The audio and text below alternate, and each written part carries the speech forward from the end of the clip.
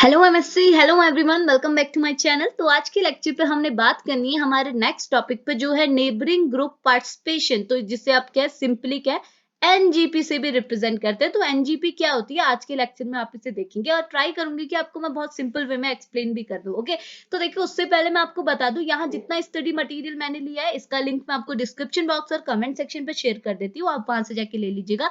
अगर फिर भी कोई प्रॉब्लम आएगी तो पूछ लीजिएगा। ओके, तो देखिए अभी आप इस लेक्चर को देख रहे हैं तो प्लीज ध्यान से देखना ताकि सीधे आपका ये जितना भी मटेरियल मैं आपको बोल रही हूँ वो आपके सीधे माइंड पे चले जाए। ओके, और जब आप नोट से रिवीजन करेंगे तो वो आपके लिए काफी हेल्पफुल रहेगा। ठीक है, तो थोड़ी देर ध्यान से देखना। तो स्टार्ट करते हैं लेक्चर को। देखिए नेबरिंग ग्रुप पार्टिसिपेशन क्या होती है, इसकी थ्योरी क्या है, इसके टाइप्स क्या है, वो सब तो हम पढ़ लेंगे। पर उससे पहले मैं आपको पहले सिंपली से थोड़ा इंट्रोडक्शन दे देती हूँ कि नेबरिंग ग्रुप पार्टिसिपेशन हम करते क्यों है, क्या इसका काम होता है, कहाँ हम इसे यूज कर रहे हैं, सीधे रटना नहीं है। ओके, तो देखो सबसे पहले मैं बताऊं, जैसे आपको नाम से पता चल रहा है नेबरिंग ग्रुप पार्टिसिपेशन मतलब कि आपका कोई, जैसे सपोज आप कोई रिएक्शन कर रहे हैं, केमिस्ट्री में तो रिएक्शन ही कर सकते हैं। तो सपोज कोई रिएक्शन कर रहा है, उसमें अगर आपका कोई नेबर का ग्रुप पार्टिसिपेट कर रहा है, वो इन्वॉल्व है, तो ऐसे टाइप के फिनोमिना को तो आप क्या बोलेंगे, नेबरिंग ग्रुप पार्टिसिपेशन। नाम से ही पता चल रहा है। लेकिन अब कौन सी रिएक्शन में आपने इसे इन्वॉल्व करा है, यानी कि कौन सी टाइप की रिएक्शन में आप इस टाइप के फिनोमिना की बात कर रहे हैं, तो आप खुद देखिए। आप ऑर्गेनिक केमिस्ट्री के अंदर ये टॉपिक पढ़े और ऑर्गेनिक केमिस्ट्री के अंदर भी आप न्यूक्लियोफिलिक सब्स्टिट्यूशन रिएक्शन के अंदर नेबरिंग ग्रुप पार्टिसिपेशन का कॉन्सेप्ट पढ़ रहे हैं। इसका मतलब क्या हुआ कि अगर आप न्यूक्लियोफिलिक सब्स्टिट्यूशन रिएक्शन करा रहे हैं, इस टाइम पे आपका नेबरिंग ग्रुप पार्टिसिपेशन यानी कि एनजीपी का कॉन्सेप्ट अप्लाई हो सकता है। कैसे अप्लाई हो सकता है, देखिए मैंने आपको पहले भी बोला है सब्स्टिट्यूशन रिएक्शन क्या है, आपकी बहुत टाइप की होती है। जैसे आपने SN1 भी पढ़ी है, SN2 भी पढ़ी है, SNI भी पढ़ रखी है। अब देखो सबके सब तो क्या है, न्यूक्लियोफिलिक सब्स्टिट्यूशन रिएक्शन ही है। ओके, और सबके सब में देखो मतलब सिंपली तो देखो सबके सब क्या है, सब्स्टिट्यूशन रिएक्शन ही है। और सारी की सारी सब्स्टिट्यूशन रिएक्शन क्या है, न्यूक्लियोफाइल से ही हो रही है। तो अब इसे आपने सेपरेट वे में सेपरेट क्लास में क्लासिफाई क्यों किया है, इसका रीजन ये होता है कि ये अलग अलग वे में प्रोसीड करती है। देखो ना, SN1, SN2, SNI तीनों रिएक्शन क्या है, एक टाइप की सब्स्टिट्यूशन रिएक्शन है। तो इसको क्लासिफाई करने की जरूरत ही क्यों है, क्योंकि तीनों तो सब्स्टिट्यूशन रिएक्शन है। इसका रीजन ये है कि तीनों सब्स्टिट्यूशन रिएक्शन में अगर आपका रिएक्टेंट जो है वो ही प्रोडक्ट आपको मिलेगा। अगर आप कोई भी रिएक्शन प्रोसीड करें, यानी कि अगर आपने कोई रिएक्टेंट लिया है तो आप इसका सब्स्टिट्यूशन करा रहे हैं, चाहे आप SN1 से कराएं, चाहे आप SN2 से कराएं, चाहे आप SNI से कराएं, तीनों के उसमें प्रोडक्ट आपको सेम ही मिलेगा। लेकिन ये वरी किसके बेसिस पे होगी, on the basis of their mechanism. इनकी जो मैकेनिज्म है, रिएक्शन को प्रोसीड कराने की जो मैकेनिज्म होगी, जो इनका रेट होगा वो वरी करते जाएगा। इतनी चीज क्लियर है। तो ऐसे ही न्यूक्लियोफिलिक सब्स्टिट्यूशन रिएक्शन की एक और तरीके से आप न्यूक्लियोफिलिक सब्स्टिट्यूशन रिएक्शन करा सकते हैं, वो है बाय नेबरिंग ग्रुप पार्टिसिपेशन। यानी कि आपने क्या करना है, अपने रिएक्टेंट मॉलिक्यूल में एक नेबर का ग्रुप है। नेबर का ग्रुप मतलब कि उसके एडजेसेंट पोजीशन, यानी कि आपका जो कार्बन एटम है जिसमें आपने क्या, जिसमें आपका लिविंग ग्रुप है, जिस पर आप सब्स्टिट्यूशन करा रहे हैं, उसके एडजेसेंट पोजीशन यानी कि उसका नेबर क्या होगा, अल्फा कार्बन। जो आपका ये अल्फा कार्बन होगा, इस कार्बन में जो ग्रुप होंगे इनके इन्वॉल्वमेंट की हेल्प से आप यहाँ पर को इस लिविंग ग्रुप का सब्स्टिट्यूशन करा सकते हैं। तो तभी हम बोल रहे हैं इसी फिनोमिना को तो आप बोलेंगे नेबरिंग ग्रुप पार्टिसिपेशन। लेकिन ये चीज आपको मालूम पड़ेगी कि नेबरिंग ग्रुप पार्टिसिपेशन का आप यूज कहाँ कर रहे हैं, किसी भी न्यूक्लियोफिलिक सब्स्टिट्यूशन रिएक्शन में। इतनी चीज क्लियर है। अब मैं आपको एक डायग्राम से यहाँ रिप्रेजेंट करा हुआ दिखाती हूँ। ओके, तो आप यहाँ पे एक स्ट्रक्चर पे देखिए, ये आपकी एक रिएक्शन है। अब आपने ज्यादा चीजें नहीं देखनी है, पहले आप बस देखिए रिएक्टेंट मॉलिक्यूल और प्रोडक्ट मॉलिक्यूल। अब देखिए रिएक्टेंट मॉलिक्यूल में क्या है, ये एक टाइप की सब्स्टिट्यूशन रिएक्शन हो रही है। आपको मालूम है यहाँ मैंने लिविंग ग्रुप रिप्रेजेंट किया हुआ है। अभी आप ये एरो वगैरह कुछ नहीं देखना है, आप जिस स्ट्रक्चर देखिए यहाँ पर को क्या है, एक लिविंग ग्रुप है। और जब आप प्रोडक्ट देखेंगे तो आपको क्या मिलेगा, इस लिविंग ग्रुप की प्लेस में क्या आ गया, न्यूक्लियोफाइल आ गया। ओके, इतना ही तो डिफरेंस है। इसका मतलब क्या है, ये एक टाइप की न्यूक्लियोफिलिक सब्स्टिट्यूशन रिएक्शन है। सब्स्टिट्यूशन रिएक्शन तो है, लेकिन सब्स्टिट्यूशन किसकी वजह से हो रहा है, न्यूक्लियोफाइल की वजह से हो रहा है। तो आप समझिए कि न्यूक्लियोफिलिक सब्स्टिट्यूशन रिएक्शन है। इतनी चीज क्लियर है। अब देखो, अगर अब मैं आपको इसकी मैकेनिज्म दिखाऊंगी तो तब आपको पता चलेगा कि ये नेबरिंग ग्रुप पार्टिसिपेशन वाली न्यूक्लियोफिलिक सब्स्टिट्यूशन है। क्यों, क्योंकि यहाँ जो सब्स्टिट्यूशन हुआ वो नेबर की ग्रुप के हेल्प से हुआ। यानी कि जो आपके सराउंडिंग में, यानी कि आपकी एडजेसेंट पोजीशन में, आपके नहीं, जिस कार्बन एटम में जो आपको आपको सब्स्टिट्यूशन कराना है, उस कार्बन एटम के एडजेसेंट में जो ग्रुप प्रेजेंट है उसकी हेल्प से हुआ। कैसे हुआ, अब आप खुद देख सकते हैं। यहाँ पर को हुआ क्या, मैं आपको सिंपली दिखाती हूँ। देखो मैं अभी यहाँ से अगर एरो हटा दूं, आपको दिक्कत होगी यहाँ से, अगर मैंने पहले दिखा दिया तो देखो हुआ क्या, ये है आपका कंपाउंड, ठीक है, यहाँ पर है आपकी लिविंग ग्रुप, ठीक है। अब आपने क्या करना है, इस लिविंग ग्रुप को यहाँ से निकालना है, बट यहाँ पर कोई नेबरिंग ग्रुप एनजीपी का कॉन्सेप्ट लगाना है। तो अब आप क्या करेंगे, यहाँ पे क्या होना चाहिए, इसकी एडजेसेंट पोजीशन, इसकी एडजेसेंट पोजीशन हुई ये, इस पे जो ग्रुप्स लगे हुए हैं, जिसके अल्फा पोजीशन, इसकी बीटा पोजीशन पे जो ग्रुप है, यानी कि इस कार्बन एटम जिस पे जो लिविंग ग्रुप है उसकी बीटा पोजीशन पे आप देख सकते हैं, क्योंकि ये अल्फा होगी, ये इसकी होगी बीटा पोजीशन, ओके। इस पे एक ग्रुप लगा है, वो ग्रुप कैसा होना चाहिए वो आगे मैं बताऊंगी, कौन कौन से ग्रुप हो सकते हैं। नेबरिंग ग्रुप भी सारे नहीं हो सकते, देखो अगर मैं यहाँ पर हाइड्रोजन लगा देती तो ये कैसे नेबरिंग ग्रुप कॉन्सेप्ट आता है, यहाँ पर को हर टाइप का ग्रुप नेबरिंग ग्रुप पार्टिसिपेशन में, मतलब कि हर टाइप का ग्रुप क्या है एनजीपी में इन्वॉल्व नहीं हो सकता, इतनी चीज क्लियर है। तो यहाँ पर जो ग्रुप होना चाहिए उसके पास एटलीस्ट क्या होने चाहिए, लोन पेयर ऑफ इलेक्ट्रॉन होने चाहिए, नेगेटिव चार्ज होने चाहिए, पाई बॉन्ड होने चाहिए, ये सारी चीजें होनी चाहिए। तो सपोज यहाँ पे जो ग्रुप है इस पर आप देख सकते हैं लोन पेयर ऑफ इलेक्ट्रॉन बहुत सारे हैं। अब यहाँ पर को होगा क्या, सबसे पहले ये जो ग्रुप है ये क्या करेगा, मैंने आपको बताया है कि कभी भी अगर आपके पास लोन पेयर ऑफ इलेक्ट्रॉन है उसे आप बॉन्ड में कन्वर्ट कर सकते हैं और उसे आप नेगेटिव चार्ज में भी कन्वर्ट कर सकते हैं, यानी कि ये तीनों चीजें एक दूसरे में इंटर कन्वर्टेड है। क्यों, क्योंकि सारी की सारी चीजें, यानी कि लोन पेयर ऑफ इलेक्ट्रॉन भी 2 इलेक्ट्रॉन से बना है, कोई नेगेटिव चार्ज भी आपके 2 इलेक्ट्रॉन से बनता है और कोई बॉन्ड भी आपके 2 इलेक्ट्रॉन से बनता है, ओके। तो ये तीनों चीजें आपस में इंटर कन्वर्टेबल है। अब आपने क्या करना है, आप यहाँ देख सकते हैं ये जो जी है आपका जो ग्रुप है इस पे लोन पेयर ऑफ इलेक्ट्रॉन है, ये क्या करेगा, अपने इन लोन पेयर को हटा के यहाँ पर को बना देगा इस कार्बन के साथ बॉन्ड बनाने के लिए, इसको एक्साइट करेगा कि चलो हम दोनों बॉन्ड बना लेते हैं, ओके। अब देखो केमिस्ट्री में क्या होता है, अगर आपकी क्या है एक नए एटम के साथ बॉन्डिंग होती है तो वो पुराने एटम को छोड़ देता है। तो कार्बन भी मोस्ट ऑफ द टाइम यही करता है कि अगर ये जी से बोलेगा कि चलो मैं अपने दोनों इलेक्ट्रॉन देके आपके साथ बॉन्डिंग कर रहा हूं, तो लिविंग ग्रुप तो वैसे ही अच्छा है। लिविंग ग्रुप क्या होता है, ऐसे ग्रुप जो लीव करने में खुश रहे, ओके, अपनी जगह छोड़ने में खुश है, ओके। तो लिविंग ग्रुप क्या करेगा, अपनी पोजीशन छोड़ के बाहर चले जाएगा, लेकिन ये जो लिविंग ग्रुप है वो दोनों इलेक्ट्रॉन लेके जाएगा। क्यों, क्योंकि देखो तभी तो आपको पता है लिविंग ग्रुप के ऊपर हम हमेशा नेगेटिव साइन दिखाते हैं, अगर फ्लोरीन यहाँ पर होता तो ये एफ नेगेटिव बन के बाहर आता, ओके। तो लिविंग ग्रुप हमेशा दोनों इलेक्ट्रॉन लेगा। क्यों, अगर ये एक इलेक्ट्रॉन यहीं छोड़ के चले जाएगा तो क्या होगा, कार्बन की वैलेंसी बढ़ जाएगी, यानी कि देखो एक बॉन्ड तो ये बन रहा है, 2 बॉन्ड ये बनता, 3 बॉन्ड ये बनता, चौथा बनता ये, और इसके पास एक साथ के साथ एक इलेक्ट्रॉन बच जाता, जो कि पॉसिबल ही नहीं है, ओके। तो लिविंग ग्रुप क्या करेगा, दोनों इलेक्ट्रॉन लेके चलता बना, और ये जी ने क्या है इसके साथ बॉन्ड बना दिया, कार्बन भी खुश, कार्बन की वैलेंसी अभी भी 4 है, और ग्रुप ने भी अपना काम कर दिया, क्योंकि नेबरिंग ग्रुप का काम ही ये था, ओके। तो देखो अब यहाँ पर को क्या होगा, ग्रुप ने क्या कर दिया, इस कार्बन के साथ बॉन्ड बना दिया और कुछ ऐसा स्ट्रक्चर मिला, क्योंकि यहाँ से लिविंग ग्रुप फरार हो गया, इतनी चीज क्लियर है।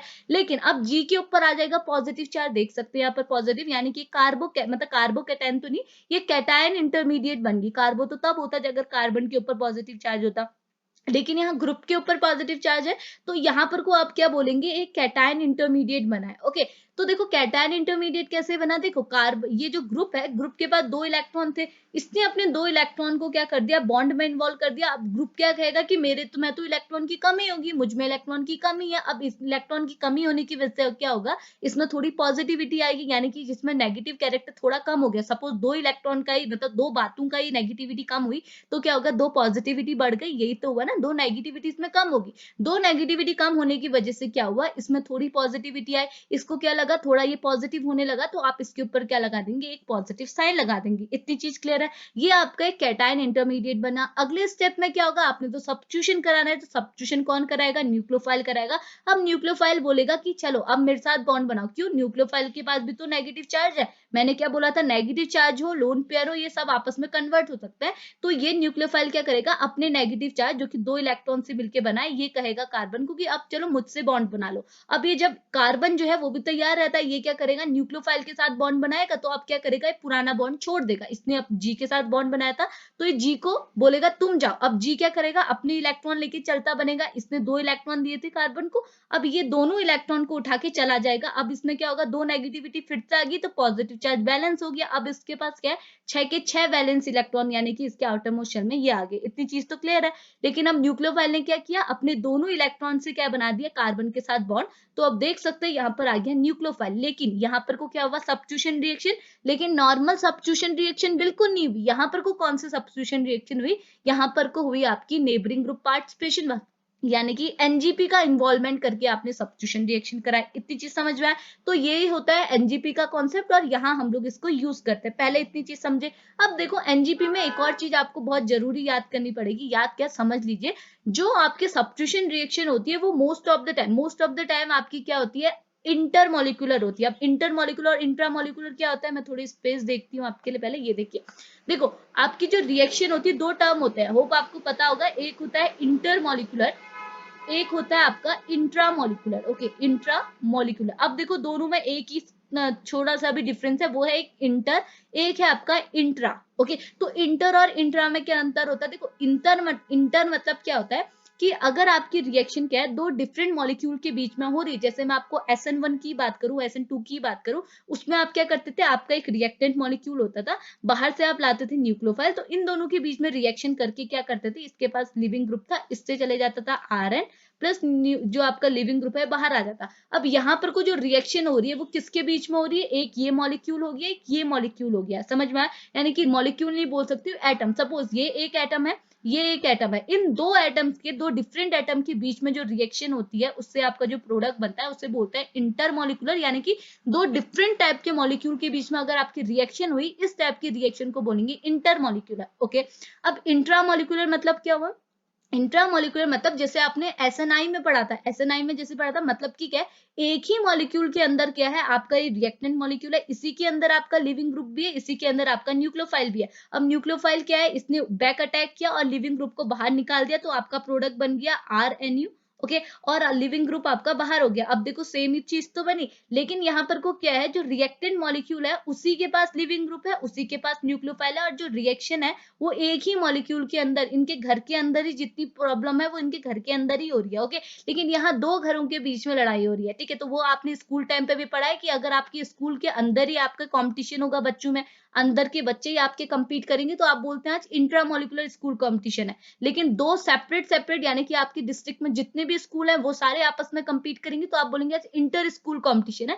तो डिफरेंस यही होता है। तो आप खुद ही बताइए एनजीपी में कौन से टाइप की रिएक्शन है? एनजीपी एक टाइप की इंट्रामोलिकुलर रिएक्शन है। क्यों? क्योंकि आप एनजीपी में देख सकते हैं कि नेबरिंग ग्रुप पार्टिसिपेट, यानी कि नेबर का जो ग्रुप जब पार्टिसिपेट कर रहा है वो आपका उसी मॉलिक्यूल में है जिस मॉलिक्यूल में आपका लिविंग ग्रुप है। यानी कि यही आपका रिएक्ट मतलब ग्रुप है, आपका नेबर का ग्रुप है, और यही आपका लिविंग ग्रुप है। तो ये एक ही मॉलिक्यूल से उसी मॉलिक्यूल में रिएक्ट कर रहा है और आपके लिविंग ग्रुप को बाहर निकाल दे रहा है। इसका मतलब यहाँ पर जो सब्स्टिट्यूशन रिएक्शन हुई, ये आपकी कौन सी सब्स्टिट्यूशन रिएक्शन है? इंट्रामोलिकुलर सब्स्टिट्यूशन रिएक्शन है। और ये जो सब्स्टिट्यूशन रिएक्शन है वो आपकी क्या होगी? इंटरमोलिकुलर। ध्यान रखना, ये तो आपकी इंटरमोलिकुलर होगा। क्यों?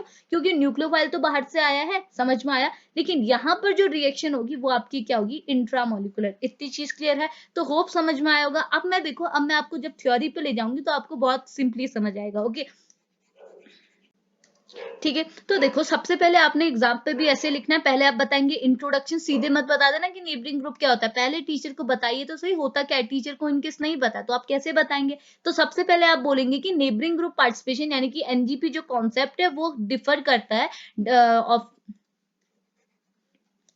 तो सबसे पहले आप क्या बोलेंगे, एनजीपी जो कॉन्सेप्ट है वो often seen in an nucleophilic substitution reaction, यानी कि जब आपकी न्यूक्लियोफिलिक सब्स्टिट्यूशन रिएक्शन है वहां पर आपको एनजीपी का कॉन्सेप्ट देखने को मिलेगा। तो इसमें बोल रहे हैं wherein a neighbouring group, जिसमें क्या होता है आपका जो नेबर का ग्रुप है use to remove the leaving group, ये इसका यूज आप कहाँ करते हैं? इस लिविंग ग्रुप को बाहर निकालने में। ओके, ये इसका ही तो सॉरी इसमें आपने क्या किया, ये जो आपका बाहर का ग्रुप है इसी का तो यूज किया आपने। लिविंग ग्रुप कैसे बाहर निकला, कैसे कार्बन इसे धक्का दे देगा, जब कार्बन के साथ कोई नया बॉन्ड बनेगा तभी तो ये पुराना बॉन्ड तोड़ेगा। तो नया बॉन्ड किसने बनाया? जो आपके नेबर में ग्रुप है। इतनी चीज क्लियर हुई। अब देखो अगली चीज क्या बोल रहा है, देखो which is use to remove a leaving group to form a reactive intermediate, जिसकी वजह से आपका एक रिएक्टिव इंटरमीडिएट बना। ये जो इंटरमीडिएट होता है ये काफी रिएक्टिव होता है, मैं आपको बार बार बताती हूँ। इंटरमीडिएट हमेशा आपका रिएक्टिव होता है, तभी तो रिएक्शन प्रोसीड होती है। रिएक्शन हम प्रोसीड क्यों करा रहे हैं? ताकि आपकी क्या हो, रिएक्टेंट, मतलब सपोज देखो आपका जो रिएक्टेंट मॉलिक्यूल है वो अगर आपका रिएक्टिव ही नहीं होता तो आपका प्रोडक्ट बनता नहीं बनता। प्रोडक्ट में फर्दर रिएक्शन क्यों नहीं हो रही प्रोडक्ट से, और आप चाहें कि इससे आगे को भी रिएक्शन हो, क्यों नहीं करा पा रहे? क्यों? प्रोडक्ट आपका स्टेबल है। जो चीज आपकी अनस्टेबल होती है वही चीज आपकी रिएक्टिव होती है और उसी में आप रिएक्शन करा सकते हैं। प्रोडक्ट तो अब आपके स्टेबल हो गया, तभी तो प्रोडक्ट में फर्दर रिएक्शन नहीं हो रही, वरना प्रोडक्ट में क्यों नहीं फर्दर रिएक्शन हो रही? क्यों यहाँ पर रिएक्शन स्टॉप होगी? सोचने वाली बात है ना। इसका रीजन ये है कि प्रोडक्ट आपका स्टेबल है, आप आप उसमें रिएक्शन कैसे करा सकते हैं? इतनी चीज क्लियर है। अब देखो अगली चीज क्या बोल रहा है, an atom having a unshared pair of electron. अब देखो नेबरिंग ग्रुप पे क्या क्या फीचर्स होने चाहिए। पहली चीज तो उसमें अनशेयर्ड पेयर ऑफ इलेक्ट्रॉन यानी कि लोन पेयर भी होना चाहिए, पॉजिटिव चार्ज भी हो सकता है, मतलब नेगेटिव चार्ज भी हो सकता है, पाई बॉन्ड भी हो सकते हैं, वो चीज और अच्छे से मैं आगे बताऊंगी। अभी यहाँ सिंपली बोल रहा है an atom having a unshared pair of electron and present at the beta position of the leaving group, it can be act as a neighbouring group. अब मैं आपको एक और चीज बता दूं, देखिए आप ना जो एग्जाम्पल लेके समझा रहे होते हैं ना, तो आप उसी एग्जाम्पल के लिए थ्योरी लिखा करके देखो। मैंने यहाँ पर को क्या बोला, यहाँ पर मैंने सिर्फ लोन पेयर की बात की है, तो मैंने यहाँ पर को भी सिर्फ अनशेयर्ड पेयर की बात की है, और ये बीटा पोजीशन में प्रेजेंट है, तो मैंने यहाँ भी एग्जाम्पल में इसे बीटा पोजीशन में ही रिप्रेजेंट करा है। ओके, अगर मैं इसे कोई दूसरी पोजीशन में रिप्रेजेंट करा देती और यहाँ बीटा लिखती तो बात ही गलत हो जाती कि मैं कहना क्या चाह रही हूँ, लिखना कुछ चाह रही हूँ, रटा रटाया टाइप। इतनी चीज क्लियर है। तो यही बोल रहा है कि अगर कोई एटम जिसके पास अनशेयर्ड पेयर ऑफ इलेक्ट्रॉन है और वो आपकी बीटा पोजीशन में प्रेजेंट है, तो वो क्या करेगा, लिविंग ग्रुप को अगर रिमूव करा दे रहा है तो ऐसे ग्रुप को समझ लीजिए कि वो नेबरिंग ग्रुप की तरह एक्ट कर रहा है। ओके, अगला क्या बोल रहा है, अकॉर्डिंग टू आयोपेक। आयोपेक ने इसकी डेफिनेशन दी थी, अकॉर्डिंग आयोपेक ने इसे एक्सप्लेन किया था। तो आयोपेक के अकॉर्डिंग क्या है, बोल रहा है interaction of a reacting centre. Reacting centre यानी कि जहां पर को आपका लिविंग ग्रुप डिस्पैच हो रहा है और आपका न्यूक्लियोफाइल ऐड हो रहा है। ओके, उस पोजीशन को आप बोलते हैं रिएक्शन सेंटर। ओके, जहां आपकी रिएक्शन हो रही है। Okay, with the lone pair of electron in an atom, an electron present in a sigma bond and the pi bond in an organic molecule are known as a neighboring group interaction। तो आपके यहाँ पर को क्या क्या हो सकता है बताया कि लोन पेयर ऑफ इलेक्ट्रॉन भी हो सकते हैं, पाई बॉन्ड भी हो सकते हैं, और आपका सिग्मा बॉन्ड भी हो सकता है। अगर इस ग्रुप में ये सारे बॉन्ड हैं, ओके, और वो आपके क्या है, रिएक्शन में इन्वॉल्व हो रही है, रिएक्शन में इंटरेक्ट कर रही है, तो इस टाइप के मॉलिक्यूल को आप बोलेंगे neighbouring group interaction. And the role of the nucleophile atom. Nucleophile atom यहाँ पर को किसके लिए बोल रहा है, नेबरिंग ग्रुप के लिए, क्योंकि यहाँ पर को भी क्या है, न्यूक्लियोफाइल के पास क्या होता है, एक्सेस ऑफ इलेक्ट्रॉन। तो यहाँ पर भी तो इस ग्रुप के पास एक्सेस ऑफ इलेक्ट्रॉन है, तो इसे भी क्या है, आप न्यूक्लियोफाइल की तरह कंसीडर कर सकते हैं, और इसी ने तो लिविंग ग्रुप को यहाँ से डिस्पैच किया है। ओके, तो ये बोल रहा है द रोल ऑफ न्यूक्लियोफाइल, जिसे आप नेबरिंग ग्रुप कह रहे हैं, present in an substrate in an overall reaction, जो कि पूरी रिएक्शन में सबस्ट्रेट की सबस्ट्रेट के साथ अटैच है, वहां प्रेजेंट है। इसी टाइप की जो न्यूक्लियोफाइल है, इसी को आप बोलते हैं नेबरिंग ग्रुप, और इनका जो पार्टिसिपेशन रहता है उसी को बोलते हैं नेबरिंग ग्रुप पार्टिसिपेशन, जिसे एंटीमेरिक असिस्टेंस भी बोलते हैं। ओके, एंटीमेरिक असिस्टेंट आया तो आप नेबरिंग ग्रुप पार्टिसिपेशन को भी एक्सप्लेन कर सकते हैं, क्योंकि इसी फिनोमिना को एंटीमेरिक असिस्टेंट भी बोलते हैं। इतनी चीज क्लियर है। अगली चीज क्या बोल रहा है, अगर आप इसकी डेफिनेशन देना चाहें तो डेफिनेशन बोल सकता है the direct interaction of a reaction centre. Direct interaction किसका हो रहा है, रिएक्शन सेंटर का, किसके साथ, with a lone pair of electron on an atom और the electron with the sigma pi by bond connected with the parental molecule. जो आपका ये जो रिएक्शन सेंटर है, इसका डायरेक्ट कनेक्शन होना किसके साथ, उस ग्रुप के पास जिसके पास तो या तो सिग्मा बॉन्ड हो, या तो पाई बॉन्ड हो, या फिर अनशेयर्ड पेयर ऑफ इलेक्ट्रॉन हो, जो कि क्या पैरेंटल मॉलिक्यूल में ही प्रेजेंट होनी चाहिए। सच टाइप ऑफ इंटरेक्शन, इस टाइप की जो यहाँ पर कोई इंटरेक्शन हो रहा है किसके बीच में, ये जो आपका ग्रुप है जिसके पास अनशेयर्ड पेयर ऑफ इलेक्ट्रॉन है, या फिर पाई बॉन्ड हो, या फिर सिग्मा बॉन्ड है, इसका interaction with the central metal, sorry central reaction central, देखो सेंट्रल मेटल बोल दे रही थी, रिएक्शन सेंटर के साथ जो इंटरेक्शन है, इसी इंटरेक्शन को बोलते हैं नेबरिंग ग्रुप इंटरेक्शन, और इसके जो इन्वॉल्वमेंट है इसी को बोलते हैं नेबरिंग ग्रुप पार्टिसिपेशन। इतनी चीज क्लियर है। अब देखो, अब ये आप इस एग्जांपल से भी एक्सप्लेन कर सकते हैं। उसके बाद आपने क्या बोलना है कि जनरली जो सब्स्टिट्यूशन रिएक्शन है, आपको पता है वो कौन कैसे प्रोसीड करती है, इंटरमोलिकुलरली। मैंने बता दिया इंटरमोलिकुलरली क्यों, क्योंकि न्यूक्लियोफाइल अलग से आ रहा है, लिविंग ग्रुप इस मॉलिक्यूल में प्रेजेंट है, तो दो मॉलिक्यूल का आप इन्वॉल्वमेंट करा रहे हैं, तो इस टाइप की रिएक्शन को बोलते हैं इंटरमोलिकुलर रिएक्शन। लेकिन जो एनजीपी टाइप की रिएक्शन है वो कैसे स्टार्ट होती है, अगर आपने नेबरिंग ग्रुप पार्टिसिपेशन का इन्वॉल्वमेंट किया किसी भी रिएक्शन में, तो आपकी रिएक्शन हमेशा इंट्रामोलिकुलरली स्टार्ट होगी, क्योंकि आपको पता है ये जो एनजीपी का कॉन्सेप्ट है वो एक ही मॉलिक्यूल के अंदर लगता है, इसलिए ये रिएक्शन स्टार्ट तो इंट्रामोलिकुलरली होगी, लेकिन एंड जो होगा, ये जो फॉलोड बाई होगी, वो किससे, इंटरमोलिकुलर। क्योंकि आप देख सकते हैं यहाँ पर रिएक्शन आपकी फिनिश किस में हो रही है, मैंने आपको बताया इंटरमोलिकुलरली फिनिश हो रही है। इतनी चीज क्लियर है। अब बोल रहे इसका रीजन क्या है, because in this reaction at first, सबसे पहले क्या है यहाँ पर को न्यूक्लियोफाइल, जो आपका न्यूक्लियोफाइल मैंने क्या बोला, किसको बोला, नेबरिंग ग्रुप भी आपका एक टाइप का न्यूक्लियोफाइल है। Nucleophile atom in an substrate react intramolecularly with the carbon atom which bear a living group and finally expel the living group। Okay, तो यहाँ पर को क्या होता है, इसका रीजन क्या है, जो मैंने आपको एक्सप्लेन कर लिया ऑलरेडी। ये बोल रहा है ये रिएक्शन आपकी इंट्रामोलिकुलरली इसलिए हो रही है क्योंकि इस रिएक्शन सेंटर पे जो आपका पेरेंटल मॉलिक्यूल है, उसी पेरेंटल मॉलिक्यूल में आपका क्या है, जो आपका नेबरिंग ग्रुप है वो प्रेजेंट है, और यही नेबरिंग ग्रुप क्या है, इस रिएक्शन सेंटर से क्या है, डायरेक्टली अटैच है। ठीक है, डायरेक्टली अटैच, तो रिएक्शन जब ये करेगा तो ये क्या करेगा, लिविंग ग्रुप को बाहर डिस्पैच कर देगा, और यहाँ पर जो आपका प्रोडक्ट बनेगा वो आपका क्या बनेगा, इंट्रामोलिकुलरली बनेगा। लेकिन then the resultant intramolecular intermediate, जो आपका रिजल्टेंट इंटरमीडिएट है, वो रिएक्ट करेगा एक्सटर्नल न्यूक्लियोफाइल। जब ये एक्सटर्नल न्यूक्लियोफाइल से रिएक्ट करके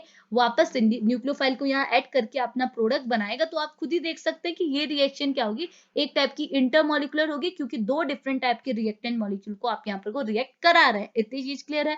अब एग्जांपल्स लिखा है कौन कौन से ग्रुप आपके क्या है, एनजीपी की तरह बिहेव कर सकते हैं, एनजीपी ग्रुप की तरह बिहेव कर सकते हैं, बोल सकते हैं हम लोग। क्या हो सकते हैं, हैलाइड, कोई भी हैलाइड ले लीजिए। क्यों हैलाइड क्यों लेंगे, क्योंकि आपको पता है फ्लोरीन, फ्लोरीन, ब्रोमीन, कुछ भी ले लीजिए, इनके पास अनशेयर्ड पेयर ऑफ इलेक्ट्रॉन होते हैं। हाइड्रोक्साइड यानी कि OH भी कर सकता है, क्यों, क्योंकि OH के पास भी लोन पेयर ऑफ इलेक्ट्रॉन होते हैं। ईथर के पास भी होते हैं, थायो ईथर के पास भी होते हैं, थायो ग्रुप के पास तो हमेशा ही होते हैं। अमीनो के पास भी होता है, नाइट्रो अमीनो ग्रुप क्या हो गए, नाइट्रोजन वाले ग्रुप हुए, और आपको पता है नाइट्रोजन के पास भी अनशेयर्ड पेयर ऑफ इलेक्ट्रॉन होते हैं। कार्बोहाइड्रेट भी हो सकते हैं, फिनाइल ग्रुप भी हो सकते हैं, पाई बॉन्ड तो मैंने आपको एक्सप्लेन कर ही दिया। ये ग्रुप अगर आपके क्या है, किसी भी कंपाउंड में प्रेजेंट है, तो आप सोच सकते हैं कि वहां पर को आप एनजीपी का फिनोमिना भी अप्लाई कर सकते हैं। इतनी चीज क्लियर हुई। अब आखिर देखिए, यहाँ पर मैंने एक एग्जांपल दिया, ये एग्जांपल से आप वहां एक्सप्लेन कर सकते हैं एग्जाम में। ओके, तो इस एग्जांपल के थ्रू क्या बताना चाह रहा है, देखो ये है आपका रिएक्टेंट मॉलिक्यूल, और ये है आपका प्रोडक्ट मॉलिक्यूल। तो डिफरेंस क्या आया, डिफरेंस इस बी आर में आया, यहाँ पर बी आर था और यहाँ पर को OH था। अब आप चाहते तो आप डायरेक्ट सब्स्टिट्यूशन रिएक्शन करा सकते थे, सब्स्टिट्यूशन रिएक्शन कराते तो डायरेक्ट क्या है, Br रिप्लेस होगी, न्यूक्लियोफाइल आपका जो OH है, ये OH आपका न्यूक्लियोफाइल की तरह बिहेव कर रहा है। क्यों बिहेव कर रहा है मालूम है, क्योंकि O के ऊपर क्या है, अनशेयर्ड पेयर ऑफ इलेक्ट्रॉन है, जो कि एक नेगेटिव चार्ज के इक्वल होता है। और मैंने आपको बताया न्यूक्लियोफाइल क्या होता है, इलेक्ट्रॉन रिच स्पीसीज, कोई भी स्पीसीज जो इलेक्ट्रॉन रिच है वो सारी की सारी क्या होगी, न्यूक्लियोफाइल होगी। तो OH भी क्या हो गया, एक टाइप का न्यूक्लियोफाइल हो गया। ओके, तो ये न्यूक्लियोफाइल अटैक करता, Br को निकाल देता, खुद यहाँ पर अटैच हो जाता, तो सब्स्टिट्यूशन रिएक्शन हो जाती। लेकिन अब आप देखेंगे कि यहाँ पर जो कार्बन एटम है, इसकी क्या है, ये तो अल्फा पोजीशन होगी, ये इसकी बीटा पोजीशन होगी। अब आप यहाँ देखिए, अगेन बीटा पोजीशन में एक ऐसा ग्रुप है जिसके पास अनशेयर्ड पेयर ऑफ इलेक्ट्रॉन है। Okay, unshared pair of electron होने की वजह से यहाँ जो सब्स्टिट्यूशन रिएक्शन है वो सिंपली प्रोसीड नहीं होगी, यहाँ पर को आप क्या है, एनजीपी का कॉन्सेप्ट अप्लाई करेंगे। इतनी चीज क्लियर है। अब आप क्या करेंगे, अब ध्यान से देखिएगा, मैं कौन सी इंक्लूड, ये ले लेते हैं। ओके, तो देखिए क्या करेंगे, देखो सबसे पहले क्या हुआ, सबसे पहले आपने इंट्रामोलिकुलर रिएक्शन करा दी। इंट्रामोलिकुलर मतलब जो आपका एनजी ग्रुप है, आपका जो बाहर का नेबर का जो ग्रुप है, एनजी ग्रुप बोल सकती हूँ उसे, तो उस ग्रुप को अटैक कराना है इस कार्बन पे, ताकि ये इस लिविंग ग्रुप को डिस्पैच कर दे। तो देखो अब यहाँ पर कोई अटैक कैसे करेगा, ऐसे तो अटैक कर नहीं सकता कि इसके बाद, देखो अभी भी तो इसके पास लोन पेयर ऑफ इलेक्ट्रॉन है, मैं बता सकती हूँ कि लोन पेयर ऑफ इलेक्ट्रॉन है, तो मैंने आपको बोला लोन पेयर ऑफ इलेक्ट्रॉन एक बॉन्ड के इक्वल होता है, तो आप सोच सकते हैं कि ये लोन पेयर ये हटाए और सीधे कार्बन के साथ बॉन्ड बना ले, बट ऐसा पॉसिबल ही नहीं है। ऑक्सीजन भी तो कितने सारे बॉन्ड बना लेगा इसकी वजह से, समझ में आ रहा, ऑक्सीजन इतने सारे बॉन्ड कहाँ बना सकता, तो उससे पहले क्या करेगा, ये इस एसिडिक हाइड्रोजन, ये हाइड्रोजन क्या है, काफी रिएक्टिव हो जाएगा, क्योंकि इसके साथ इलेक्ट्रोनेगेटिव ग्रुप है, तो ऐसे हाइड्रोजन को आप क्या बोलते हैं, एसिडिक हाइड्रोजन। और एसिडिक हाइड्रोजन क्या है, बहुत इजिली रिमूव हो जाते हैं, तो आप क्या करेंगे, ये जो ऑक्सीजन एटम है ये बोलेगा हाइड्रोजन तू पहले बाहर चले जा, और हाइड्रोजन जब बाहर निकलेगा तो ये H बन जाएगा, ये अपना बाहर चले गया। अब यहाँ पर को क्या हुआ, H पॉजिटिव, ये आपका हाइड्रोजन बाहर हो गया, और यहाँ पर को क्या हुआ, जो आपका न्यूक्लियोफाइल था इसने ये H ले लिया, और ये -H2O बन के पहले तो बाहर निकल गया। ओके, अब क्या हुआ, अब आप देखेंगे, अब इसके ऊपर आ गया नेगेटिव चार्ज। क्यों, क्योंकि इसने हाइड्रोजन को बाहर किया, और इलेक्ट्रोनेगेटिव ग्रुप कौन है, अब देखो यहाँ पर हाइड्रोजन जो है वो दोनों इलेक्ट्रॉन लेके बाहर नहीं गया। अब मैं इसे हाइड्रोजन नेगेटिव भी तो कह सकती थी, जैसे मैं लिविंग ग्रुप को नेगेटिव कह रही थी, क्यों नहीं कहा, क्योंकि देखो ना यहाँ पर को ऑक्सीजन इलेक्ट्रोनेगेटिव है, और दोनों इलेक्ट्रॉन किसके पास जाएंगे, जो आपका ज्यादा इलेक्ट्रोनेगेटिव है, तो हाइड्रोजन खाली हाथ बाहर निकल जाएगा, और ऑक्सीजन के ऊपर क्या है, नेगेटिव चार्ज लग जाएगा। समझ में आया, क्योंकि ऑक्सीजन क्या है, ज्यादा इलेक्ट्रोनेगेटिव है। अब यहाँ पर को आप देख सकते हैं, ऑक्सीजन के ऊपर आ गया नेगेटिव चार्ज, हाइड्रोजन निकल गया बाहर। अब आपकी सेम कंडीशन है, अब क्या होगा, ये जो नेगेटिव चार्ज है, ऑक्सीजन ये ट्राई करेगा कि इस नेगेटिव चार्ज को बॉन्ड में कन्वर्ट कर दिया जाए। अब ये यहाँ पर कोई बॉन्ड में कन्वर्ट करेगा, तो यहाँ पर कोई ये चीज यहाँ पर अटैक करेगी, ये बॉन्ड क्या है यहाँ अटैक करेगा, और यहाँ पर जो रिएक्शन होगी वो आपकी क्या होगी, इंट्रामोलिकुलर रिएक्शन होगी। अब अगर ये बॉन्ड यहाँ पर को चला गया तो क्या होगा, अब देखो कार्बन ने ऑक्सीजन के साथ बॉन्ड तो बना लिया, मना कर ही नहीं सकता। अब ये किसको यहाँ से निकालेगा, ये बोलेगा Br तुम बाहर चले जाओ, क्योंकि Br एक अच्छा लिविंग ग्रुप है। Br बाहर चले जाएगा तो यहाँ पर ये Br नेगेटिव के फॉर्म में चला जाएगा। तो हमने पहले भी बात की थी, अच्छे लिविंग ग्रुप कौन होते हैं, जो बाहर चले जाए, यानी कि जब रिएक्शन कंडीशन से बाहर जाएंगे तो एक स्टेबल एनायन के फॉर्म में रह जाए। ओके, तो और ये स्टेबल एनायन के फॉर्म में यहाँ पर रह जाता है, तो Br एक अच्छा लिविंग ग्रुप हो गया। ओके, अब क्या हुआ, ये रिएक्शन इंटरमीडिएट, देखो ये इंटरमोलिकुलर रिएक्शन होगी, समझ में आया। Br अपने बाहर भेज दिया तो कार्बन की वैलेंसी भी पूरी तरह से कंप्लीट होगी, 4 वैलेंसी कार्बन की होती है, इसने पूरी कर ली। ओके, अब जो रिएक्शन होगी, अब वो कैसे होगी, यहाँ पर अब जो रिएक्शन होगी वो होगी इंटरमोलिकुलर। क्यों, क्योंकि अब आप बाहर से डालेंगे अपना न्यूक्लियोफाइल, जो कि क्या है आपका हाइड्रोक्सी ग्रुप OH ग्रुप, इसके पास भी तो लोन पेयर ऑफ इलेक्ट्रॉन है, यानी कि इसके ऊपर भी नेगेटिव चार्ज है। अब ऑक्सीजन कहेगा कि कार्बन अब तुम मेरे साथ बॉन्ड बनाओ। अगर ये अब ये क्या करेगा, इसको उस कार्बन सेंटर पे जिस पे आपका लिविंग ग्रुप था, डिस्पैच हुआ था, उस कार्बन एटम पे अटैक कराना है, इस पे मत करा देना। ओके, आप क्या करेंगे, इस कार्बन एटम पे यहाँ पर अटैक कराएंगे। जैसे ही अटैक करेगा तो कार्बन को एक और चीज मिलेगी, इसने क्या करना है, पुराना बॉन्ड तोड़ देना है, जो इसने क्या है ऑक्सीजन के साथ बनाया था। तो ये इस बॉन्ड को तोड़ेगा तो ये बॉन्ड चला जाएगा ऊपर। दोनों बॉन्ड क्या है, दोनों जो इलेक्ट्रॉन है, ये बॉन्ड में ये 2 इलेक्ट्रॉन है, ये दोनों इलेक्ट्रॉन किसके पास जाएंगे, कार्बन के, ऑक्सीजन के, ऑक्सीजन के। क्यों, क्योंकि ऑक्सीजन ज्यादा इलेक्ट्रोनेगेटिव है, तो ये दोनों इलेक्ट्रॉन कौन ले जाएगा, ऑक्सीजन ले जाएगा अपने। और ये जो यहाँ पर जो OH ग्रुप है, ये जो नेगेटिव चार्ज है, इसके साथ यहाँ पर कार्बन के साथ ये बॉन्ड बना लेगा। तो आप खुद देखिए, ये जो नेगेटिव चार्ज है, ये बॉन्ड बन के OH बन गया। अब आप देखो, ये तो कोई नेगेटिव चार्ज नहीं दिखा रहा। क्यों, क्योंकि नेगेटिव चार्ज तो बॉन्ड में कन्वर्ट हो गया। और यहाँ पर आप देखो, अब इसमें देखो लोन पेयर अभी भी है। ओके, अब यहाँ पर को क्या होगा, ये जो ऑक्सीजन है, अब ये नेगेटिव चार्ज शो करेगा। क्यों, क्योंकि पहले इसमें इनिशियली नेगेटिव था। क्यों नेगेटिव आए, क्योंकि हाइड्रोजन इसे छोड़ के चलेगी, अब इसके ऊपर एक्सेस ऑफ नेगेटिव चार्ज हो गया। क्यों, क्योंकि इलेक्ट्रोनेगेटिव ग्रुप है, तो 2 इलेक्ट्रॉन क्या है यहाँ पर इसके ऊपर आए, तो ये नेगेटिव चार्ज बन गए, क्योंकि लोन पेयर ऑफ इलेक्ट्रॉन तो ऑलरेडी है। ओके, अब इसने इस नेगेटिव चार्ज को बॉन्ड में इन्वॉल्व किया, तो इसके ऊपर से नेगेटिव चार्ज हट गया। लेकिन जैसे ही कार्बन इसके साथ रिश्ता तोड़ेगा, तो इसके ऊपर पूरे दोबारा नेगेटिव चार्ज आ जाएंगे। क्यों, क्योंकि कार्बन इलेक्ट्रोपॉजिटिव है, ऑक्सीजन इलेक्ट्रोनेगेटिव है, तो ऑक्सीजन के ऊपर आ गया नेगेटिव चार्ज। तो आप देख सकते हैं ऑक्सीजन के ऊपर अभी भी नेगेटिव चार्ज लगा हुआ है। इतनी चीज क्लियर है। अब यहाँ पर को कार्बन ने किसके साथ बॉन्ड बना लिया, अपने नए ग्रुप के साथ, यानी कि OH ग्रुप के साथ, हाइड्रोक्सी के साथ। तो यहाँ पर आ गया हाइड्रोक्सी, देख सकते हैं। अब हाइड्रोक्सी में कोई नेगेटिव चार्ज नहीं होगा, क्योंकि ये नेगेटिव चार्ज तो बॉन्ड में इन्वॉल्व हो गया। चीज क्लियर है। अब देखो, ये जो रिएक्शन है वो इंटरमोलिकुलर है, क्योंकि न्यूक्लियोफाइल आपने बाहर से इन्वॉल्व किया है। ओके, अब देखो, अब यहाँ पर को क्या होगा, देखो रिएक्टेंट मॉलिक्यूल आपका ऐसा तो नहीं था, यहाँ पर तो हाइड्रोक्सी ग्रुप के साथ क्या हाइड्रोजन भी था, यहाँ पर को O तो खाली नहीं था, यहाँ पर हाइड्रोजन भी था। अब मैंने आपको जब रिएक्शंस पढ़ाई थी, स्माइल्स रिएजेंट वगैरह जो रिएक्शंस पढ़ाई थी, वहां भी मैंने आपको बताया था, अगर किसी रिएक्शन कंडीशन में, मैं इसे इरेज कर देती हूँ, अगर किसी रिएक्शन कंडीशन में हाइड्रोजन को आप अगर डिस्पैच करते निकालते हैं, तो उसी रिएक्शन के अंदर वो हाइड्रोजन दोबारा ऐड हो जाता है। ओके, तो आपने अगर निकाला है तो आप उसे दोबारा ऐड जरूर करेंगे। अब क्या होगा, लास्ट स्टेप में आप दोबारा इसे H पॉजिटिव आयन का प्रेजेंस देंगे। जैसे इसे H पॉजिटिव आयन मिलेगा इस कंपाउंड को, तो ये क्या है, ऑक्सीजन क्या है, बहुत ज्यादा इलेक्ट्रोनेगेटिव है, बहुत ज्यादा रिएक्टिव भी हो गया, इसके ऊपर नेगेटिव चार्ज है, तो ये डायरेक्टली क्या है, हाइड्रोजन के साथ बॉन्ड बना लेगा, और इसका नेगेटिव चार्ज यहाँ पर बॉन्ड में इन्वॉल्व हो जाएगा, और यहाँ पर को क्या है, OH बन जाएगा, और आपका यही बन जाएगा। सॉरी, यहाँ पर क्या है, जैसे आपको क्या है, ये हाइड्रोजन मिलेगा, यहाँ पर को क्या है, आपका प्रोडक्ट बन जाएगा, यानी कि यहाँ OH ग्रुप आ गया, नीचे भी आपका OH ग्रुप आ गया, जो कि आपका क्या है, ये रिएक्टेंट मॉलिक्यूल है, ये है आपका प्रोडक्ट। समझ में आया, यहाँ पर को हो गया आपका सब्स्टिट्यूशन, Br के बदले आपका न्यूक्लियोफाइल था OH, वो आपका अटैच हो गया। इतनी चीज क्लियर है।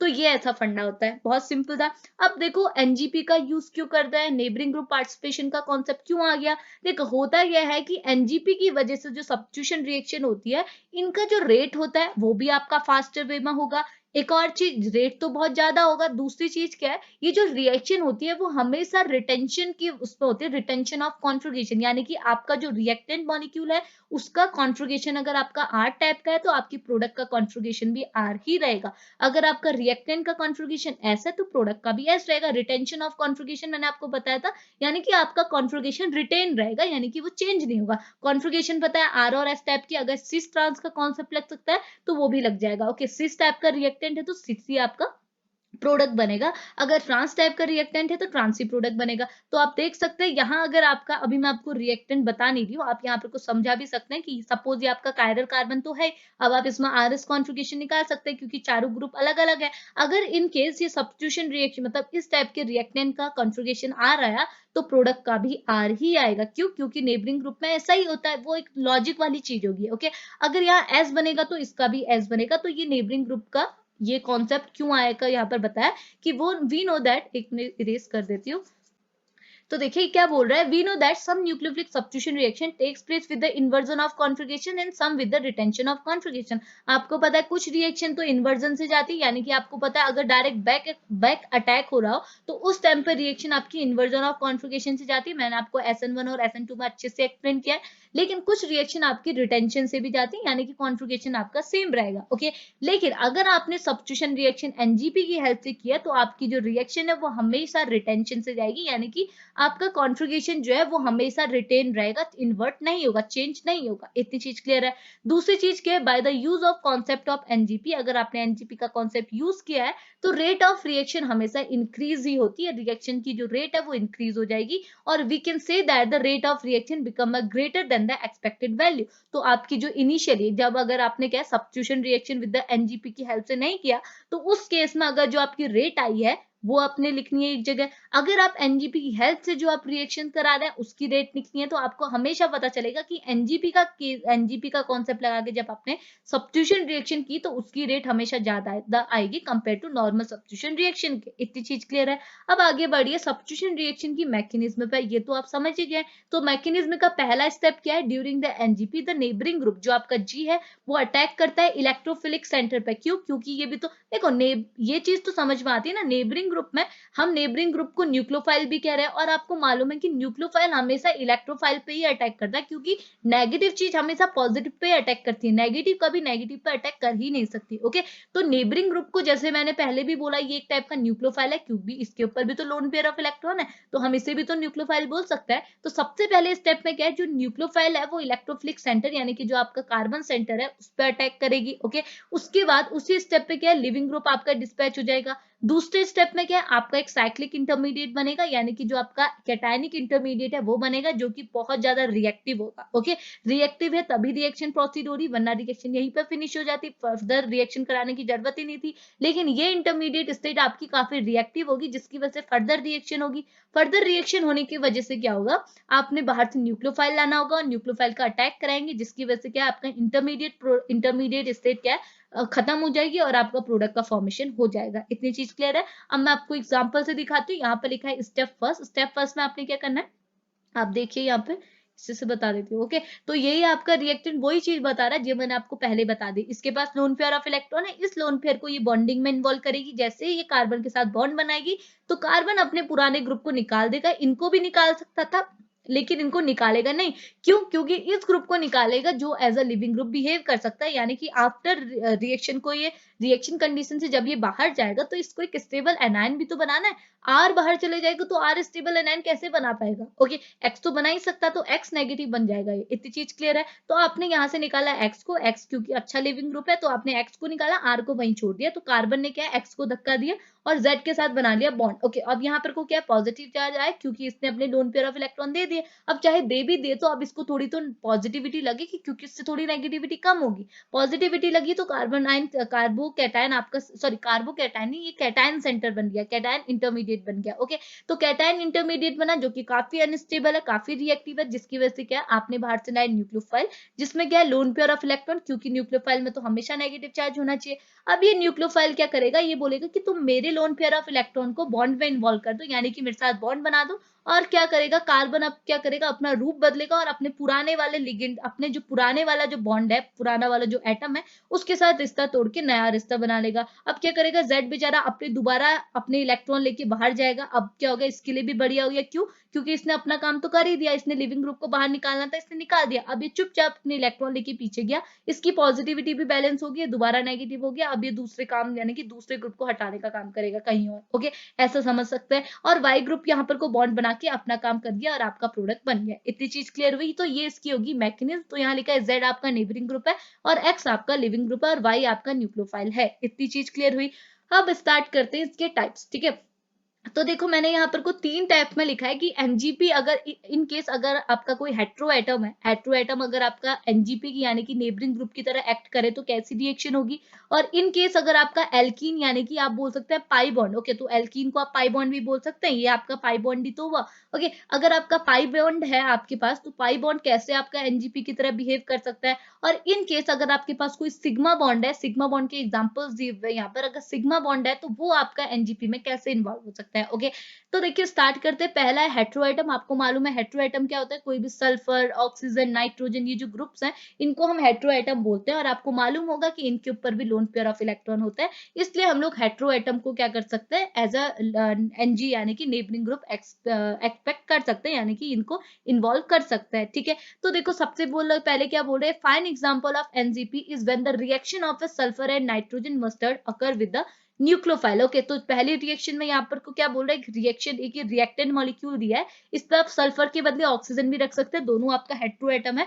तो यहाँ पर भी आप सिंपली समझ जाएंगे कि क्या हो रहा है, आपका जो सल्फर है इसने क्या किया, इन्वॉल्व हो गया रिएक्शन में। कैसे, इसने अपने लोन पेयर ऑफ इलेक्ट्रॉन को क्या है बोला, इस कार्बन को दे दिए, बोला कि चलो तुम मुझसे बॉन्ड बना लो। इससे कैसे बॉन्ड बनाएगा, देखो आप ये भी तो सोच सकते थे यहाँ क्यों नहीं अटैक कर दे, देखो यहाँ के साथ तो बॉन्ड है, अब इसी के साथ तो बॉन्ड बनाएगा। इसने क्या बोला, यहाँ अटैक करा, इसने बोला कि चलो कार्बन तुम मेरे साथ बॉन्ड बना लो, बॉन्ड तो बना लेगा कार्बन, लेकिन ये क्या करेगा, अपने पुराने ग्रुप को छोड़ देगा। अब पुराना ग्रुप इस कार्बन के लिए ये भी हो सकता था, लेकिन इसे तोड़ेगा नहीं, क्यों, क्योंकि लिविंग ग्रुप वही होता है जो आपके डिसोसिएशन यानी कि जब ये निकल जाएगा रिएक्शन कंडीशन से बाहर, तो एक स्टेबल आयन के फॉर्म में एग्जिस्ट करे, एनायन के फॉर्म में। ओके, और ये ग्रुप तो एनायन के फॉर्म में एग्जिस्ट नहीं कर सकता, तो ऑब्वियस सी बात है कि BR as a leaving group behave करेगा।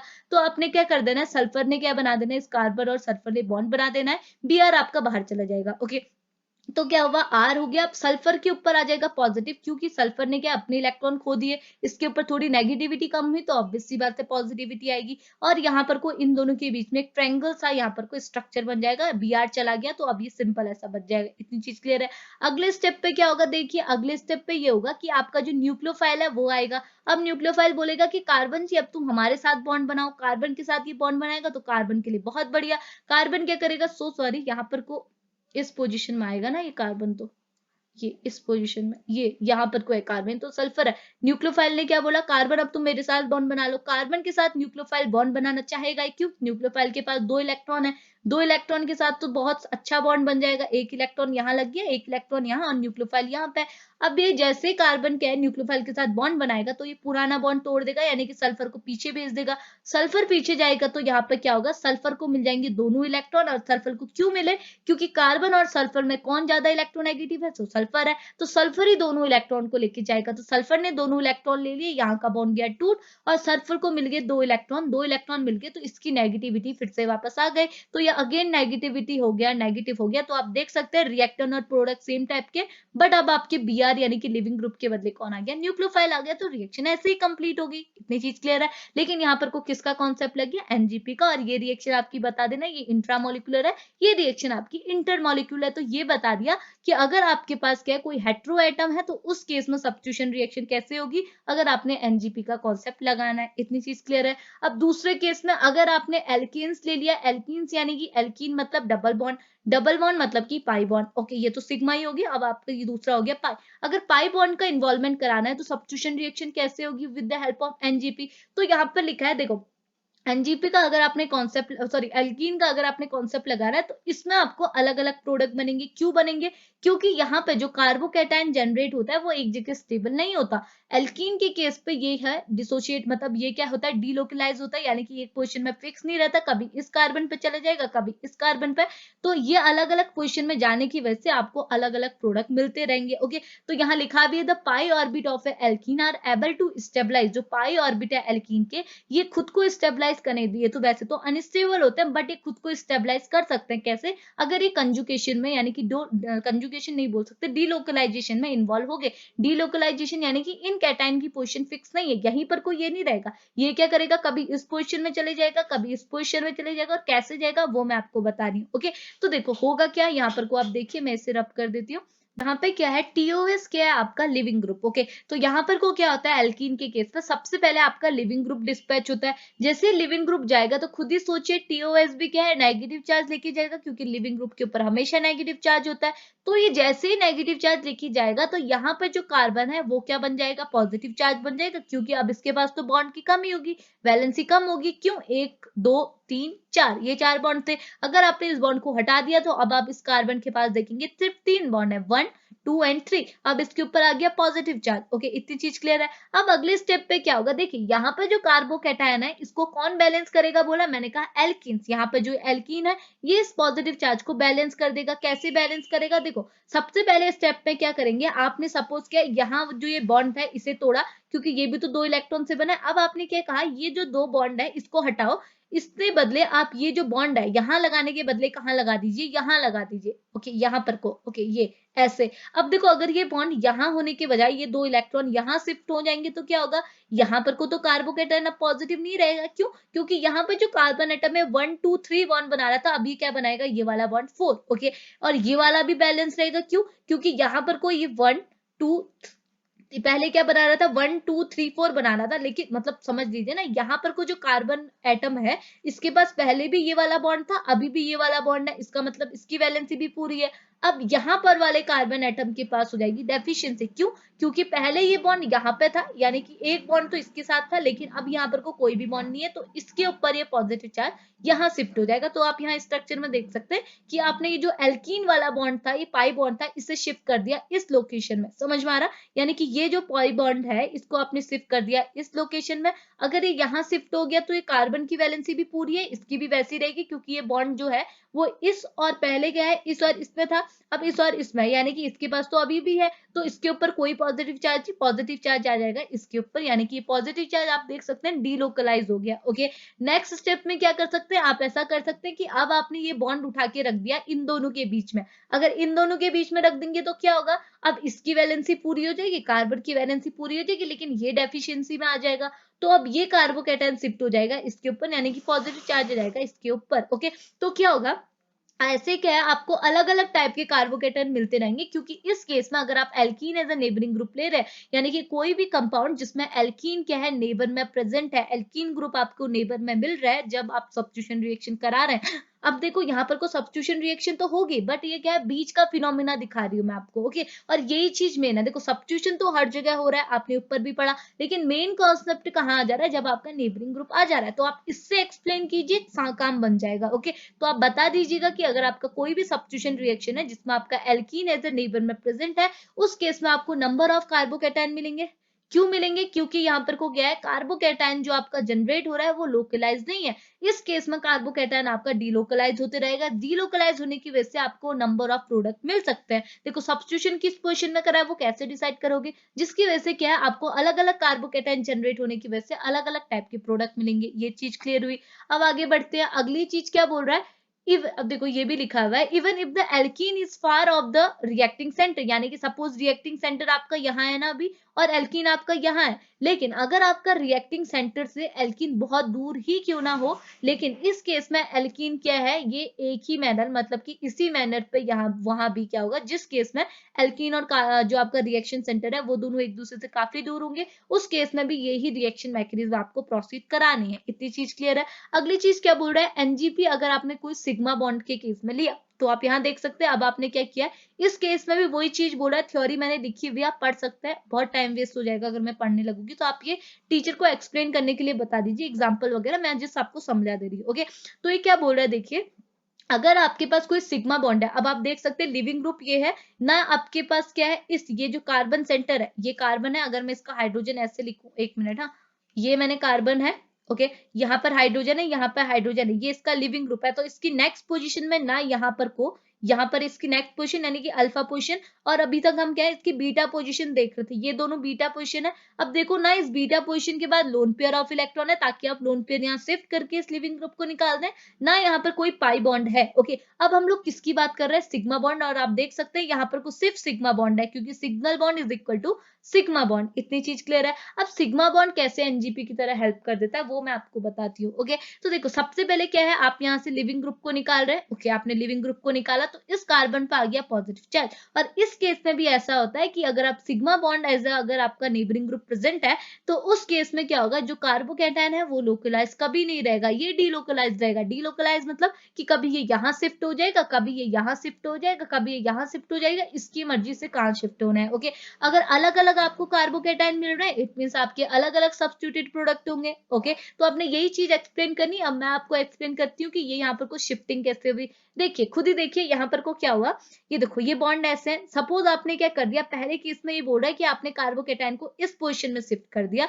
अगर आपने ये बॉन्ड को यहाँ शिफ्ट कर दिया, इसका मतलब यहाँ पे जो कार्बन एटम है इसकी वैलेंसी कम होनी चाहिए, तभी तो उसके ऊपर पॉजिटिव चार्ज आएगा। तो आपने क्या कर देना है, इन केस अगर आप ये वाला बॉन्ड तोड़ दें, इसके ये वाला जो बॉन्ड है इसको तोड़ देंगे तो, और ये बॉन्ड देखो सपोज पहले तोड़ ही दो, तो अब इस कार्बन एटम के पास कितने बॉन्ड बचे, एक तो ये बचा, दूसरा ये बचा, एक तीसरा इसके पास हाइड्रोजन वाला बचा, एक ही इसका पास था जो इसका चौथा था। यहाँ पर हाइड्रोजन भी तो होगा, आप देख सकते हैं यहाँ पर ही पहले ऐसा था ना, देखो ऐसा था। अब देखो इस कार्बन के कितने बॉन्ड है, 1 2 3, इसका मतलब ऑब्वियस सी बात है एक हाइड्रोजन होगा। ओके, लेकिन आपने सपोज ये वाला बॉन्ड तोड़ दिया तो अब इसके पास कितने बचे, 3 बचे। और आपने क्या किया, तुमने बोला कि मुझे कार्बोकैटायन बनना है, तो आपने क्या किया, ये वाला बॉन्ड उठाया, इस बॉन्ड को इसको दे दिया। अब देखो, अब इस कार्बन के पास तो वैलेंसी पूरी होगी। कैसे, इस कार्बन के पास क्या है, ये वाला ही तो कार्बन है, इसके पास 2 हाइड्रोजन थे, एक ग्रुप था और ये वाला ग्रुप था, तो इसको क्या मिल गई, 2 हाइड्रोजन। तो देखो 2 ग्रुप तो इसके बाद बन गए, तो ऑब्वियस सी बात है 2 हाइड्रोजन तो पहले से थे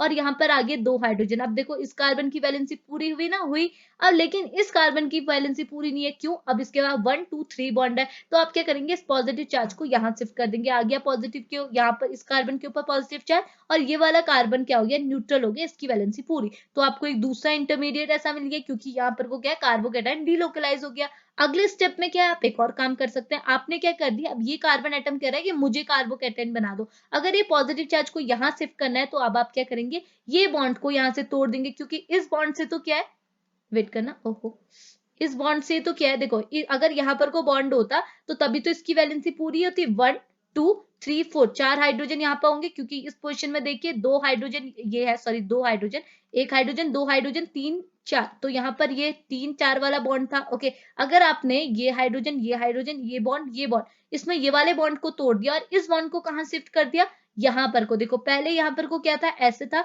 अब आपने इसके ऊपर ट्रिपल बॉन्ड बना दिया, यहाँ पर को एक और बॉन्ड लगा दिया। ओके, तो यहाँ पे क्या होगा, कार्बोकैटायन इस पोजीशन में शिफ्ट हो जाएगा, क्यों, क्योंकि इसकी वैलेंसी होगी कम, 1 2 3 वैलेंसी आपको होनी चाहिए थी 4, तो इसके ऊपर आ गया पॉजिटिव चार्ज। तो आप देख सकते हैं अलग अलग आपके कार्बोकैटायन के इंटरमीडिएट बने। अगर अलग अलग कार्बोकैटायन के इंटरमीडिएट बने तो अलग अलग टाइप का सब्स्टिट्यूशन होगा। तो आपने क्या है, पूरा सब्स्टिट्यूशन नहीं दिखाना है, क्योंकि ये रिएक्शन बहुत बड़ी होती। आपने क्या दिखाना है कि बस एनजीपी का कैसे रोल है, इतनी चीज समझ में आए। तो ये है कि सिग्मा बॉन्ड जब आपका होगा अगर आपके नेबर पे, तो सिग्मा बॉन्ड कैसे आपको नेबरिंग ग्रुप में हेल्प करेगा, सब्स्टिट्यूशन में हेल्प करेगा, इसने बता दिया। अलग अलग कार्बोकैटायन देंगे हम। ओके, अभी ऊपर तो एक सिंगल कार्बोकैटायन मिल रहा था, लेकिन आपको सिंगल कार्बोकैटायन मिला तो सिंपल सा प्रोडक्ट मिल गया। लेकिन यहाँ कॉम्प्लेक्स आपको मतलब अलग अलग टाइप के कार्बोकैटायन मिल रहे हैं, तो अलग अलग टाइप के यहाँ लिखा भी है, this is due to the fact that carbocation intermediate is delocalize into a many different carbon through a reverse ring opening. और यहाँ पर को लिखा है कि देखो ये अल्कोहल मिक्सर और वाटर अंदर मिक्स्ड दिस इस फॉर्म, तो अलग अलग टाइप की यहाँ पर को क्या है, ये अलग अलग टाइप के प्रोडक्ट बन रहे हैं। आप देख सकते हैं ये अलग अलग प्रोडक्ट बनने का कारण ही क्या है कि आपके अलग अलग टाइप के कार्बोकैटायन बन रहे हैं। इस कार्बोकैटायन की वजह से आपके अलग अलग सब्स्टिट्यूशन प्रोडक्ट बनेंगे, और यही कॉन्सेप्ट होता है आपका एनजीपी का। तो आपके सिलेबस में सिग्मा और पाई का कॉन्सेप्ट था, तो मैंने वो भी इन्वॉल्व कर दिया, लेकिन आपका लोन पेयर का कॉन्सेप्ट भी जरूरी था ताकि आपको बेसिक भी समझ में आए। ओके, तो होप आपको समझ में आया होगा। अगर समझ में आया है तो प्लीज रिस्पॉन्स भी कर लीजिएगा, बताइएगा कैसी लगी वीडियो। ओके, तो अभी हम वीडियो को फिनिश करते हैं। अगर आपके पास अपना पर्सनली कोई टॉपिक भी है तो वो आप शेयर कर सकते हैं मुझे, क्योंकि हमारे सिलेबस ना थोड़े थोड़े से वरी होते हैं, मतलब कि अप्रॉक्स सेम होते हैं, बट मे बी ऐसा हो जाता है कि हमारा जो मतलब जिस सिलेबस से मैं आपको पढ़ा रही हूँ वो आपके सेकंड सेमेस्टर में हो, या फिर जो मेरा सेकंड में है वो आपके फर्स्ट में हो, तो कुछ ऐसा ऊपर नीचे भी कर देते हैं। ओके, अलग अलग यूनिवर्सिटी है सारी, तो आप ऐसा कर सकते हैं कि अगर आपका कोई नया टॉपिक है तो वो मुझे आप शेयर कर सकते हैं। ओके, हम उस पर भी लेक्चर तैयार कर लेंगे। तो अभी वीडियो को यहीं पे फिनिश करते हैं। होप आपको समझ में आया होगा। अगर समझ में आया तो रिस्पॉन्स भी कर लीजिए, अगर नए हैं चैनल पे तो सब्सक्राइब भी कर लीजिए। आपको एमएससी और बीएससी से मिलते सारे कंटेंट यहाँ प्रोवाइड हो जाएंगे। ओके, तो वीडियो को फिनिश करते हैं, मिलते हैं नेक्स्ट पे, तब तक बाय बाय।